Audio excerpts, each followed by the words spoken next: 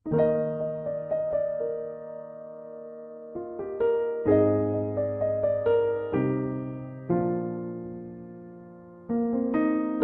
not something lang, something lang. And then, yung mga Jewish, yung mga Judaizers, yun nga, pinagpipilitan nila na kailangan gawin ito para magpilitan tunay na Kristyano. Pero sinasabi ng Paul na hindi, sapat na si Kristo para sa atin.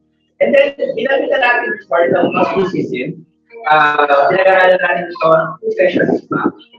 Na yung Gnosticism is, ang hinahabol nito is unity ng spirit. Naniniwala sila na if you're the spirit mo, so kahit na anong gawin mo, okay lang. Ano ka na, sweldo ka.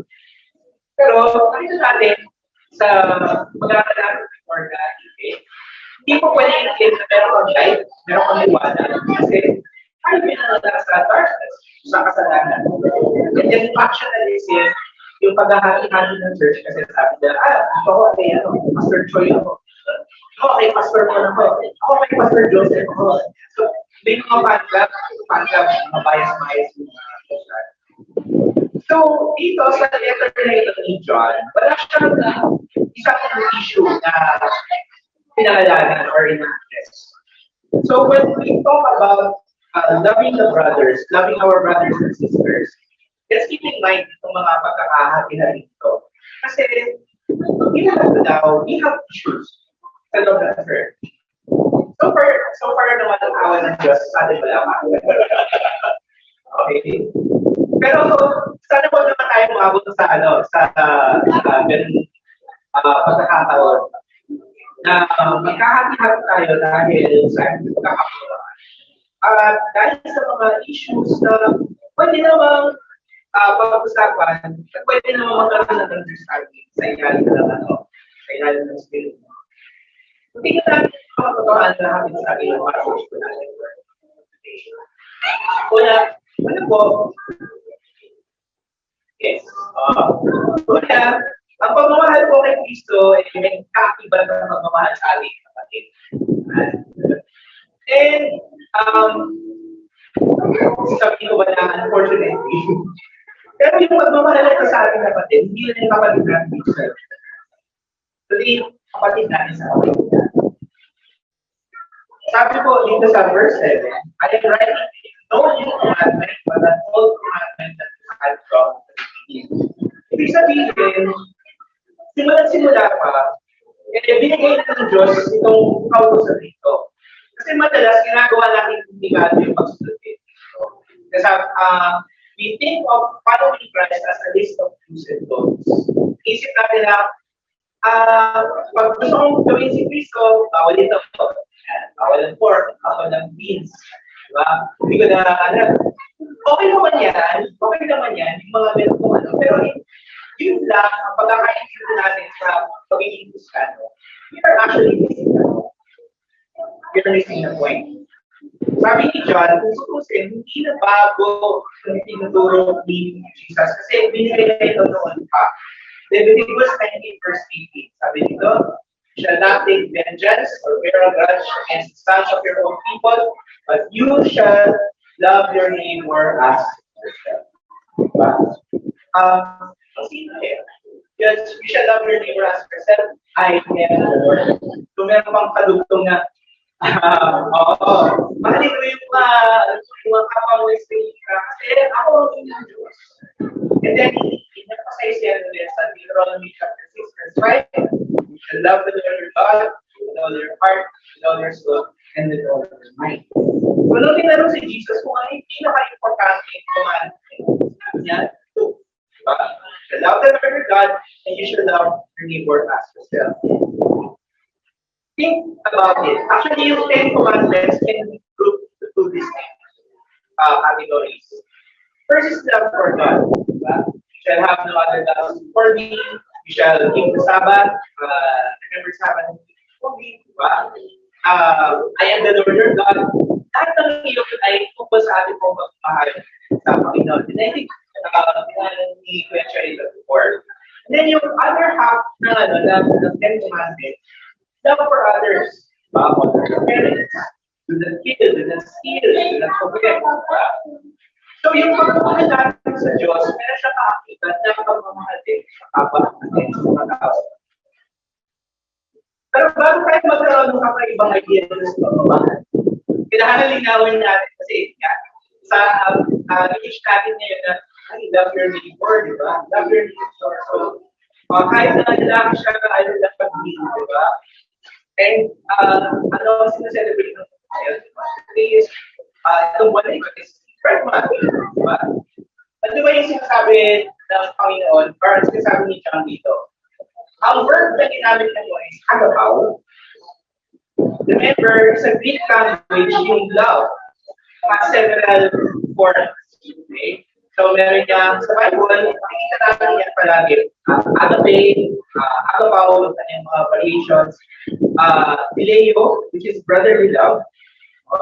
Yung eros, romantic love, pero hindi naman siya dinhan action sa Testament. So, agapaw, ito ay definition niya to love. Pero, ano yung sense ng agapaw? Sabi dito, properly to prefer to love for the believer, preferring to live through Christ. Okay? So, kapag tayo nagmamahal, katulad ni Kristo, parang si Kristo yung nabubuhay sa atin. When we say agapaw, we are embracing God's will. We are choosing His choices. Hindi na yung choices natin yung nasusunod, kundi yung choices ng Panginoon. And then obeying them to His power. With the believer, isa kung sa sense ng agapaw sa isang tao, means actively doing what the Lord prefers with him. So, when sa mundo natin, kapag sinasabi na love your neighbor, ay, love ka, yun yung definition. Pero, is it consistent with the standards of God? Diba?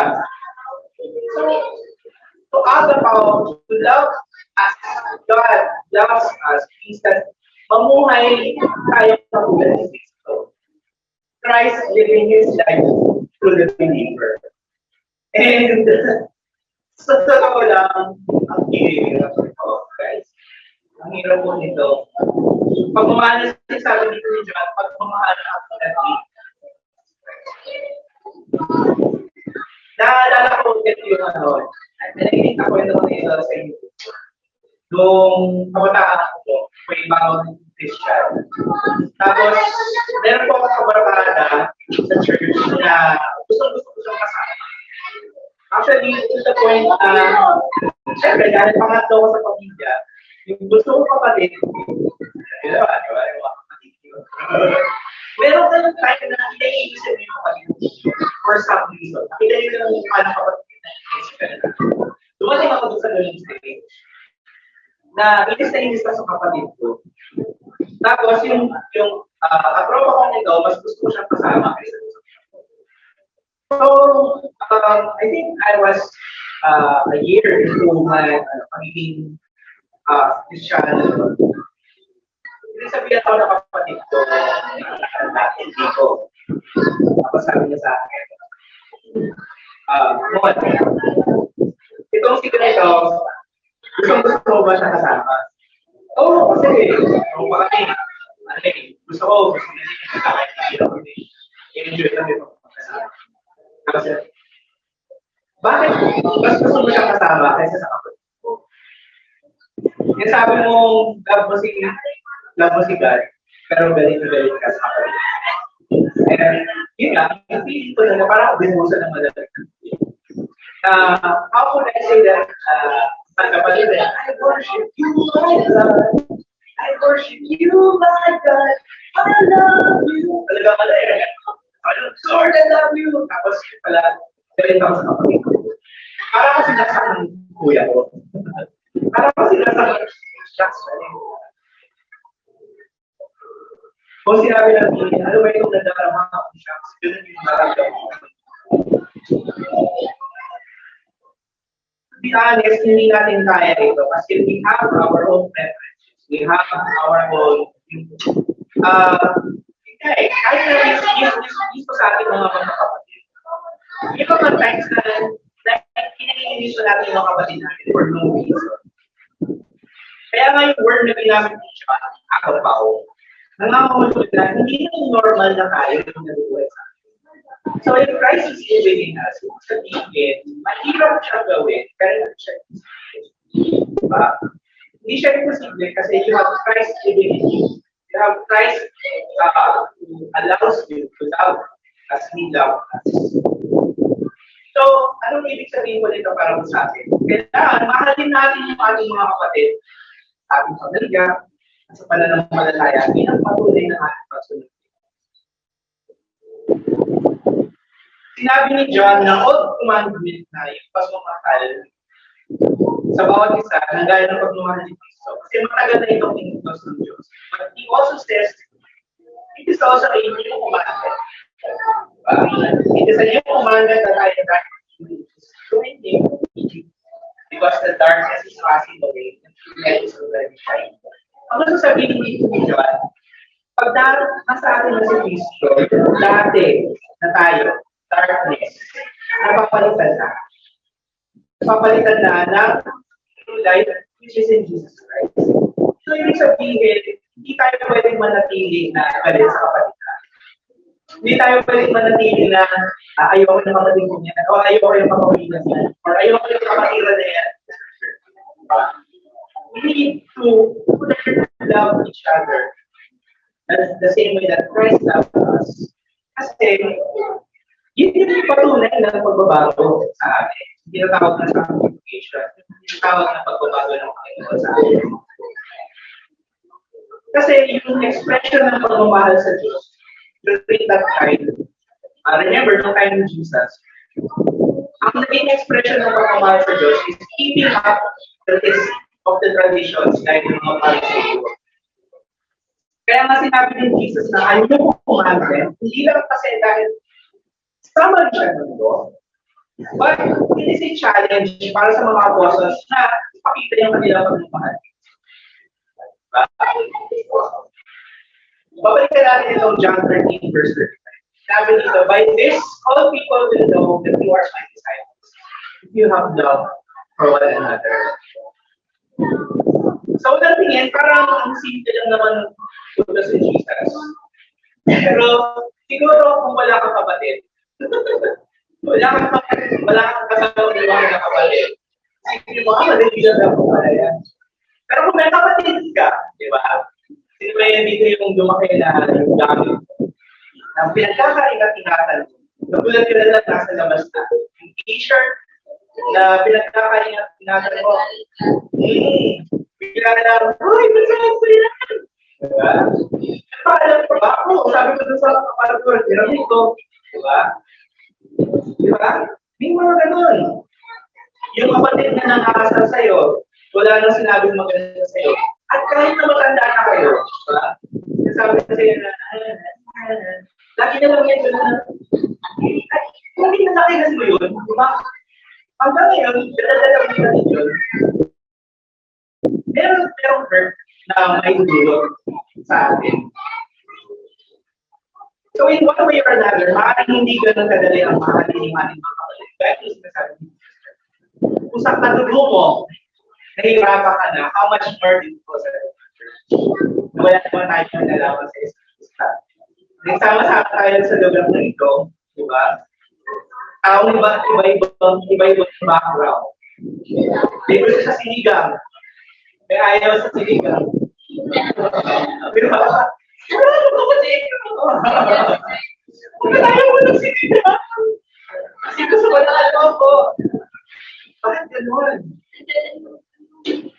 Or yung magkakaiba tayo ng mga ayaw at disco. Sa red, sa yellow, sa pink, di ba? Pero, ayun nga, gaya na sinabi ng Christian, yung magic behind all of this. Hindi siya yung magic na, di mo nakita, hindi siya yung ganun. The magic, the miracle, hindi natin siya may paniwala. Pero, bakit kapag ka Sunday, Tapos sinabi, bye, paalam na ako. 25 minutes later, bye, paalam na ako. Sila naman ako. So parang ang hirap-hirap magkumalay, ang hirap-hirap na ano. Kasi pinagpupulpul tayo ng banalis kaya. Sa totoo lang po, mahirap mahalin yung mga tao sa church. We come from different backgrounds. We come, meron tayong iba't ibang levels ng growth sa pagsunod sa Panginoon. Pero, di ba, ito yung kabilin ng Panginoon sa atin. Diba? Ito makikita na tayo ay sumusunod sa Diyos kung tayo ay nagmamahal sa Diyos. Hindi yung ganda ng program natin. Hindi yung ganda ng, hindi yung galing ng mga nasa-ceremony sa atin. Diba? Although part yun, part ang biblical, syempre hindi sa galing ng sulat, but yung biblical teaching. This is exactly what happened sa mga believers sa Acts chapter. And pinag-aakala natin ito, balikan na natin ito ng ilang beses. Marami mga tao na niwala kay Kristo. Nakita nila yung magsasama-sama ng mga believers. To the point na nagbibenta na sila ng mga gamit nila na hindi na kailangan, sama-sama sila, share, nagtulungan, serve sa isa't isa. To the point na kapag kapapatay na sila pa nagpapasalamat. Salamat, Panginoon. We are worthy to count it as suffering. More than anything, kung gusto natin i-practice ang pagmamahal sa Diyos, kailangan mahalin natin yung ating both yung kapatid natin sa pamilya, yung pamilya natin physical, at sa pamilya natin. Kailangan sabay yun. Hindi kailangan na mas ibangin isa kesa sa isa. Sa maniwala kayo hindi, meron po akong experience ko noon, yung isang member, lumapit po sa akin. Pastor, pag-pray ko yung anak ko. Nung una natutuwa po ako sa kanya, kasi yung anak ko, gusto mong mag-serve palagi sa church. Pero dumating na, parang mga 2 months later, hindi na siya umuwi. Hindi na siya umuwi sa bahay, kasi ang sabi ng pastor, kailangan kalimutan mo yung pamilya mo. Kasi sabi ni Jesus, diba, no one, walang sino man na dapat ay babalik pa. Babalikan niyo yung pamilya ko. Kahit kapag namin hindi ka magiging dapat sa pag-ano. Sino may pasok kayo?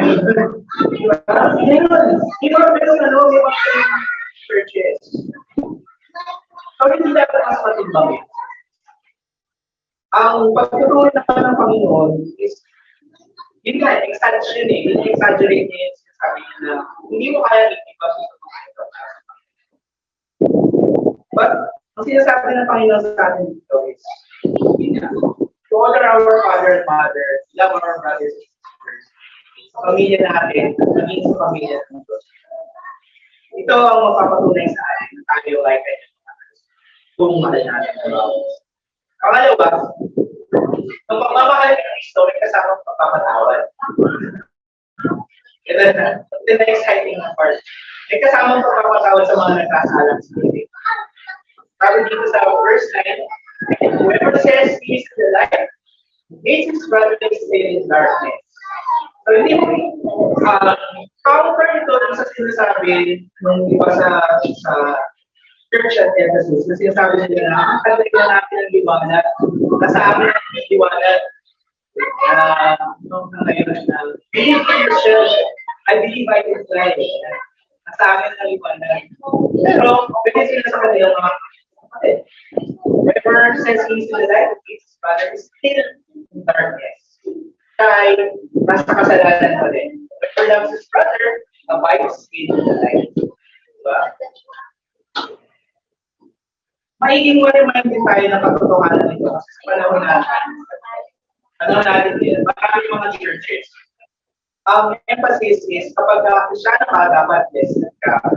Dapat may ganitong klaseng bahay, meron kang ganitong klaseng bahay. Merong isang pastor recently na nagsabi na, pati 5 years, pag nakita tayo ulit, sana ay babaspasan ko na. Sabihin ko, Lord, bless this BMW. Bless this Mercedes Benz. Sinabi ito ba? Sinabi ito, Tapos sinabi niya, pag nakita kita doon na second hand, kotse, huwag tayo mag-usap. Sasagsakin ka. Seryoso ka? Seryoso ka? Maraming mga churches na sinasabi na dapat ganitong bahay ka, ganitong kotse ka, dapat ganitong yung pero hindi nila-address yung issue natin sa buhay. Hindi nila-address yung pagmamahal at pagsunod. At kung sinasabi natin na mahal natin si Kristo, sumusunod tayo sa kanya. Dapat, hindi ka makibat ng pagpapatawad. Pagpapatawad dun sa mga nagkasala sa atin, pagpapatawarin din natin yung sarili natin at yung mga nakasakit sa atin. So nakita natin kanina sa definition ng agapaw, yung pagmamahal at tinutulong ni Kristo para sa ating mga kapatid is pagsasabuhay ng buhay ni Jesus. Kasi sa sarili natin, hindi, kung kahit lang, hindi ko lang kasi kaya salamat sa Panginoon kasi He allows us, He enables us to love one another. Paano ba magpatawad kayo? Remember nung nasa cross siya, sabi din sa Luke chapter 20 verse 34, nakapako si Jesus doon, tapos pinagpupustahan yung kanyang damit. Sabi nung isa, sisend ko to sa online. Pag itong tumikat tong Jesus na to, pag ginita ko tong balaban niya, kita tayo na nila. So sila pupustahan nila yung huling damit ni Jesus. Tapos yung mga pariseyo, tinungkol siya. Diyos, pakita mo sa akin ng Diyos ka. Ano sinabi ni Jesus? Ama, patawarin niyo po sila. Hindi nila alam yung ginagawa nila. And it takes great effort for us to forgive like that. Si Stephen, kung siya yung binabato ng mga tao, ano yung huling sinabi niya? Sinabi niya, Lord, huwag niyo pong count itong kasalanan na ito. May nabasa ako kagabi. Tapos naalala ko lang. Tandaan niyo po itong pangalan na ito. Pangalan na si William Tyndale. Si William Tyndale, makikita niyo yung pangalan niya sa mga Bible. May mga Bible kayo makikita na Tyndale. Siya yun. Siya yung pangalan na yun. Si William Tyndale ay nag-translate siya ng Bible into English from Greek. Okay? At ano ang naging reward sa kanya? Sabi ba sa kanya ng hari noon, well done, galing-galing mo. Okay. Ang naging reward niya, sinulog siya ng buhay.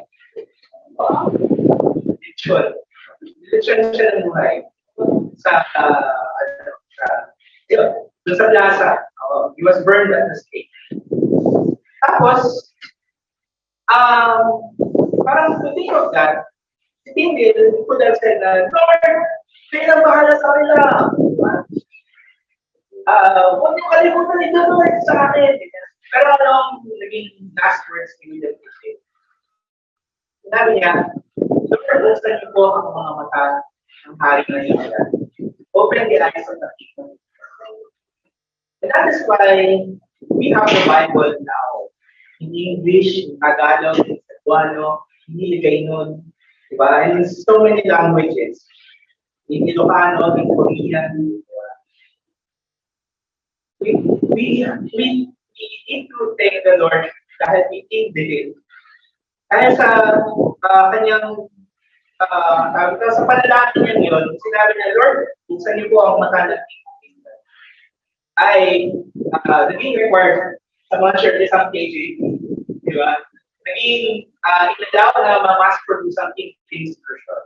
And eventually, itong version na namin na pinagawa natin ng church, ESV.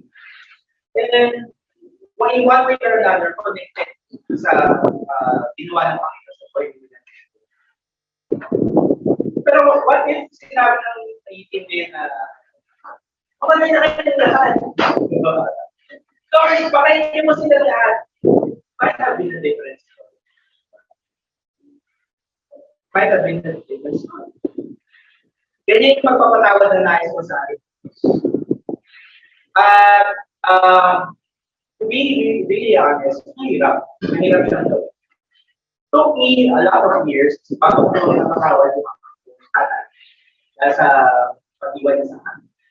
Dumating sa point na sabi ko, hindi siya makakapak sa kasal. Hindi ko siya iimbitahan sa kasal. Pero okay, hindi. Lahat sila. Kasi, gusto sa mga natutunan ko na parang to honor your father and your mother, hindi siya conditional. Hindi mo kailangan silang i-honor dahil lang karapat na sila. Still don't need to honor them, even if they do not deserve the honor, because it is a Christ that. Pero tandaan natin na ang pagpapatawad does not necessarily mean nakalimutan na natin. Kasi sa atin, sa Pilipinas, pag sinabi mo, patawarin mo na, boss, patawarin niya na ako, itong pagkakataon na ito. Diba? Palusutin na lang. Kaya marami sa problema sa bayan natin. Pero ibang pag-usap na. In God's economy, forgiveness does not mean ignoring our past. Pwede kang patawarin ng Panginoon for nag-engage ka in premarital sex or sex outside of marriage. Pwede kang patawarin ng Panginoon doon sa pagkasalanan. But you can still, pwede mo pa rin ma-experience the consequences. Ako is nagkasakit ka. May lugar ng justisya at may lugar din ng grasya ng Panginoon. Ang mahalaga, mapatawad natin sa ating mga tao na nasakita. Especially kung ikaw ay mula sa Panginoon. And it hurts even more kapag ay alam mo yung kapatid mo sa kusana, nakasakit sa iyo, nakagawa sa iyo. So, tandaan ko natin na ang pagpapatawad, nangangahulugang dinamahal din natin pati hindi ka mahal-mahal sa loob ng church. And to be really honest, hindi natin gusto, actually, hindi rin natin kailangan gustuhin yung lahat ng tao sa ating pamilya, let alone church. Pero hindi porket hindi ko sila gusto, hindi ko na sila. May mga taong hindi talaga natin sadyang magustuhan yung or makasubuin. Pero hindi ibig sabihin na ito na dapat na natin sa tapil or hindi na natin sila bigyan ng pagpapalala. Ang nais sa atin ng Diyos, tinuturo ni John, atin is dapat natin matutunang mahalin bawat isa kahit na hindi natin sila beneficial or hindi natin sila gusto. Sa loob ng church or maging sa ating pamilya, may mga tao maaaring maka-hurt sa atin kahit sa tinapos sa Diyos. Maniwala na kayo sa hindi. Pero ang church sa Mexico, nagbibenta ng lupa sila. Parang nila yun, ang lupa sila. Bayad ka lang ng $100. Mga property na lang sila. Itong church na to. At pwede ka magbayad sa American Express, Visa, wala lang sila Google Pay, Apple Pay, GCash, diba? So, kung yung buong buhay mo, binibigay mo, dinevote mo sa ano yun, tapos nalaman mo na na-stop na. Sakit sa pera. May mga tao nakaka-hurt sa atin. So, meron isang lumapit sa akin before. Kuya, ano bang gagawin ko? Tulungan niyo po ako sa ano, meron ako ganitong klaseng struggle. So, ano ba dapat gawin? Ganito, ganyan. So, alam mo pa rin na uy, kuya, gawin mo po ganito. Tapos, balitaan mo after a few weeks, ginawa niya pa din yung parang, yun na naman lumapit sa akin. Parang yung sinisigaw na parang damdamin ko. Ito naman lumapit na kuya, gusto kong gawin ng tama, pinapilitan mo pa rin, ginawa mo pa rin yung tama. People may disappoint us, people may frustrate us, people may hurt us. Pwede masiga yung tiwala na may natin. Or pwede rin naman na tayo pala yun. Baka naman ang tingin na natin sa sarili natin. Galing-galing natin. Pero tayo pala yung nakakasakit sa sa iba. Kaya importante sa pag-itos po natin, hindi tayo assuming or entitled. Hindi lagi tayo magpapauto ba. At kakandaan na serve natin ang bawat isa. Tandaan natin kung mahal natin sa Kristo, pupunto po tayo magpatawad sa ating kapatid, sa pamilya, at mga kapatid sa pamilya. Pangatlong katotohanan. Ang pagmamahal kay Kristo ay pag-akay sa ating mga kapatid sa pananampalataya. Ito yung portion ng letter ni John na yun nga eh, akala mo nag-serve na siya, tapos bigla dito pumunta siya. He is essentially singing here. Kasi ano ito eh, poetry. Naging poetry. Sinabi, I'm writing to you, little children, because your sins are forgiven for your mistakes. I'm writing to you, fathers, because you know the voice of the Yung mga nagsasabi na ito raw ay little children, fathers, young men, ito raw stages sa pananampalataya. Pero it's best siguro to see na John is speaking to the congregation as a whole. Tapos sinasabi niya na ang little children tumutukoy sa lahat ng kausap niya. Tapos may mga bago sa pananampalataya, young men. Tapos yung mga fathers, yung mga medyo nakakalaga. Kung babalikan niyo po sa Gospel of John, makikita niyo, consistent itong title ni John dito sa letters niya. Consistent siya dun sa sinulat mo sa Gospel of John. Kasi si John sa Gospel niya, mahilig siya tumawag ng term na little children. Lagi niyang binabanggit yun. So, this somehow ties itong letter nito ni John sa kanyang Gospel. Pero dito, matututunan po natin na although personal yung growth natin, hindi naman tayo. Hindi ibig sabihin na wala na tayong pakialam sa isa. Kaya nga tayo sa church, when you, nung kinausap ko kayo para maging member ng church ko nito, ay binanggit ko po sa inyo na pag dumating yung point na kailangan kayo isipin natin, eh hindi yung pwedeng sabihin sa akin, hindi nyo pwede galawin. Only God can judge me. Sigurado ka. Gusto mo yun. Gusto ko yun. Ibig sabihin, when you commit to become a member of this local church, inibigay mo yung sarili mo na maging accountable tayo. Maging accountable din tayo sa iba para ituro natin ang bawat isang kung natin. So, nangyari, medyo napapadalas na wala. Natural lang na, pupusahin ka namin, di ba? O, pupusa ka na dyan, di ba? Pupusin ka pa ba? Di ba? Natural lang na kamusahin ka namin at iimumin ka namin kasi meron isang church na parang kapatid, pansin namin yung kahit yung bilog mo, hindi magalaw ka. Bibigay ka pa ba? Hindi tayo ganon. Okay? Hindi tayo nandito para sabihin na, magbigay ka ng price mo sa akin. Nandito tayo para sa isa't isa.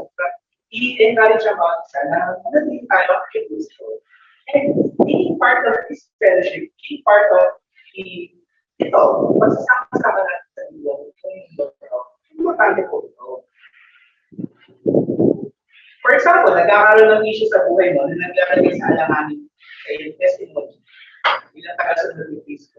Nakita ka na sa square na meron ginagawang hindi ka kaya-kaya. Meron kami karapatan na pagsabihan na, ito namin kayo, meron kang pahawak na umusong. Ay, hindi yung sigat kasi may katulong ka. Manamukas. Oo, kung saan ang ganyan. Meron tayong karapatan na pagsabihan or ituro sa atin yung paraan ng pagsunod ko. Kaya marami na yung mga churches actually nagkakaroon ng mga problema sa kanilang totoo. Kasi nabubuhay yung church sa pagtatago sa likod ng pagiging banal. For example, pagka nakikita kita yung church, sabi, kamusta na, ito. wala akong problema, I'm so this. Parang lahat na lang, kailangan pakita mo na this ka, wala akong pinagdadaan. In short, nagpaplastikan lang. And kapag gano'n ang nangyayari sa church, walang accountability na nagdadala. At hindi ko dapat ganito ang church. Kung paano yung sigasan natin na mag-aaral kung Jesus mula sa kanyang salita, dapat we are also open to correction. Una sa ating mga sarili, mula sa salita ng Diyos. Pangalawa, mula sa ating mga mas healthy ang isang church na marunong magpatawad at marunong mag-confess sa mga pagkukulang sa tawad. So, mayroong isang lumapit sa akin na hindi naman taga dito. Okay, magkala, hindi taga dito. So, merong kami sa kaibigan mula sa Malaga na nagsasabi. Kung nagkamali ako ng ganito, meron akong narinig klase kasalanan. Tapos sabi ko sa kanya, dahil sa nagawa mo yan, importante na i-confess mo na yan sa church. Tapos ang tanong niya sa akin, kailangan ko ba na i-confess sa harap o kailangan ko i-confess lang sa konting tao ka? So parang, pagkagalan yung thinking natin na kailangan dito lang sa kasi nakakaya. Bakit mo ginawa? Bakit mo ginawa yan? Kasi if we sin, we are sinning against the body. Pwede ako gumawa ng kasalanan, kaya ako nga yun nga, kaya natin tinatago yung kasalanan, kasi ayaw natin yung kasalanan. Pero we're actually sinning against the body. Mas healthy ang isang church na marunong magpatawad, marunong mag-confess sa mga kapukulan natin sa mga. Lahat ng ito, dapat makaging na ating pag-akaya at pag-decide natin sa Jesus. Tatandaan ko dati na kailangan maging pasensyoso tayo sa pag-decide at pag-akaya sa ating mga kapatid sa natin. Hindi aksidente na tinuwi ni John dito, fathers, young men, children. Kasi pinapakita dito sa atin na sa loob ng church, hindi rin pantay-pantay yung ating buhay. Bilang mga anak ng Diyos, may tuturing tayong mga bata. We are all little children. Pero sa perspective natin, bilang mga believers, meron tayong tinuturing na parang tatay, or parang kuya. Meron naman na mas bata pa talaga, or baka pinalala si Jesus. So dito pinapaalala nila yung mga mas nakakatanda sa kita. Dapat inaakay yung mga mas bata. Ang matutod lang kasi, nangyayari sa maraming mga churches. Matanda ng believer. Yan. Tapos meron isang bagong believer. Tapos yung bagong believer, nagkaman siya. Karan siya. Tapos sasabihin ng matanda ng believer, ay naku, si ganito. Pinaritis pa. Sabi ko na nga, ganito siya. Hindi siya totoo ba yan? Imbis na akayin siya, kapatid ano ba yung nangyari? Isa pa, kailangan ko isang pasipasok. Sige, dito, ganyan. Bakit hindi ko yung ng sa kanya? Kasi pwede naman natin gawin yun. Pwede natin gawin yun. Nakamustahin na bawang isa. At pwede natin, imbis na i-judge mo siya. Diba? Take it on yourself na sabi ko, kapag ka naman nangyari, ano nangyari? Ang realidad kasi, kailangan natin tanggapin yung realidad. Hindi tayo patay ng pagdalo. Merong, ang hirap magbago. May mga nahihirapan magbago. Meron naman na mabilis matuto, pero hindi siya mapagbago. Sa bawat isang ito, kailangan natin matutunan natin na mahalin sila kaya na pagmamahal ni Jesus sa atin. Turuan natin na mag-prosecute. So, in closing po, kung gusto natin na mahalin natin si Jesus, it's actually simple and also at the same time complicated. Kasi to love Christ means to love our brothers and sisters and hindi nang madali. Kasi iba-iba tayo ng ugali, iba-iba tayo ng galingan, iba-iba tayo. Pero ito yung susit natin actually para makipakita sa mundo na tayo mga kasunod ni Cristo. Sinabi sa John 13:35, diba? By this, all men will know that you are my disciples. In love one another. Pinag-aralan natin sa ating pong series, Teach the Church to Make Disciples. Hindi actually yung galing ng church program.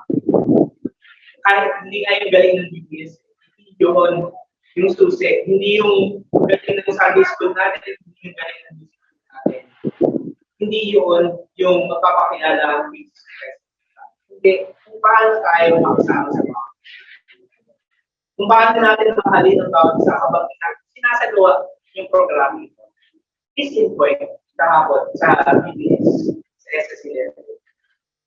Natutuwa ako sa mga yung pag na-overwhelm na yung ibang yung mga bata. Pero bilang lalapit na ganyan. Nung sikat na aaburido na ako, meron biglang lalapit na teacher, ano kaya? Nung nakita na kulang ng dancer, pero biglang, uy, may nagsasayaw. Nagsasayaw doon sa ano, tapos parang mas nakakaga ng sumayaw kasi dami din na nagsasayaw. Diba? And that is love. Kasi kung wala tayong pakailan sa lista, kaya ka na yun, dito na lang ako. Ganun na lang. Or hindi ka na pupunta doon. Or pupunta ka doon, pero wala. Pero, yun yung kasama natin sa pagmamahal natin sa isa. And tinitignan tayo ng mga tao, tinitignan tayo ng mga kapitbahay nila. Tinitignan nila totoo kaya yun? Yung interaction nila sa isa't isa. Or baka nagpaplastikan lang sila. Pero hindi. Diba? Yun yung gusto natin na ipakita na yung love na binigay sa atin ng Panginoon. Dapat din natin sa bawat isa. Sa ating mga kapatid. Hanggang hindi natin natututunan na mahalin ng bawat isa. Makikita lang sa atin is a church with a program. And ibang-iba na kapag meron akong nakita sa isang post sa Leowa page na meron isang Sunday school sa isang meeting. Tapos, nakalagay dun sa caption na pinapakilala nila hindi isang religion, but to learn about Christ, to learn about the Word of God. Na ang tao, babantay nila yun, kung nakikita nila na Word of God na babantay nila, or sinasabi nila na, oh, for Jewish faith. Kaya nga, importante sa atin na, yun nga na, ibigay natin ang hope garden, ang hope mula sa salita ng Panginoon, instead of na show na kailangan natin sila pupunta sa church. Diba? Kasi kung saan sila church na tawagin ng Panginoon, nila hindi isang programa, hindi isang ritual every Sunday. Nais natin makita, but a community that is growing for Christ and for one another.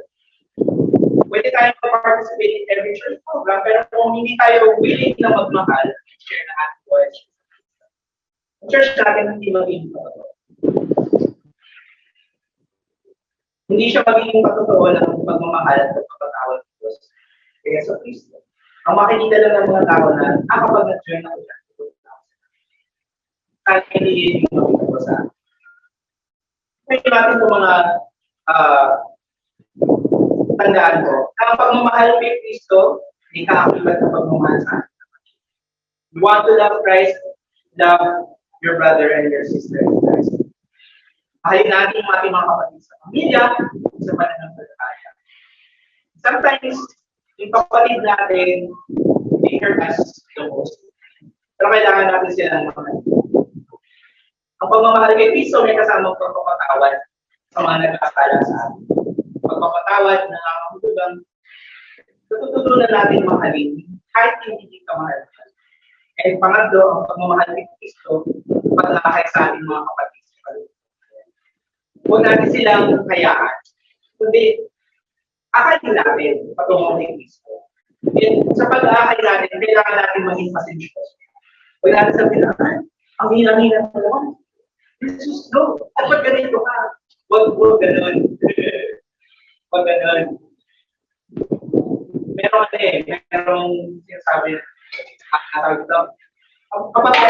Asian parent ka, ikaw yung pinakamataas na standard sa buong mundo. Kasi pagka, especially sa math, kapag Asian ka, may ganun expectation. Kapag Asian ka, kaya ka na magaling. Tapos kailangan ng grade ng sa Asian, laging A. Kasi hindi ka pwedeng B kasi B siya. Kailangan A doon para. Pero maganda yung sinabi ni Kuya Joy kanina, grades do not define us.